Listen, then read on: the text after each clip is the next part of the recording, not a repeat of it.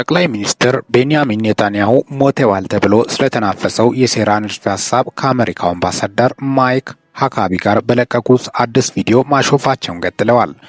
ሁለቱ በኔታንያሁ ቢሮ ውስጥ እየተራመዱ ሳለ አምባሳደር ሀካቢ በሳቅ ታጅበው የአሜሪካው ፕሬዝዳንት ዶናልድ ትራምፕ መጥቼ ደህና መሆኑን እንዳረጋግጥ ፈልገዋል ብለዋል። ኔታንያሁ አዎ ማይክ በሕይወት አለው ሲሉ መልሰዋል። በቅርቡ የወጡ ቪዲዮዎች የጠቅላይ ሚኒስትሩን ጣቶች አብዝቶ በማሳየታቸው በሰው ሰራሽ አስተውሎት AI የተቀነባበሩ ናቸው ተብለው በማህበራዊ ሚዲያ ላይ ለተሰራጩ ሐሰተኛ መረጃ ምላሽ የሰጡት ኔታንያሁ በእያንዳንዷ እጃችን ላይ ባሉ 5 ጣቶቻችን እንጨባበጣለን ብለዋል። በመቀጠልም ኔታንያሁ እስራኤል ኢላማ ያደረገቻቸውን ከፍተኛ የኢራን መሪዎች ዝርዝር የያዘ ነው ያሉትን ካርድ አውጥተዋል። ትላንት ሌሊት የተገደሉትን የኢራን ከፍተኛ ብሔራዊ ደህንነት ምክር ቤት ጸሐፊ አሊ ላሪጃኒንና የባሲጅ አዛዥ ጎሎምርዛ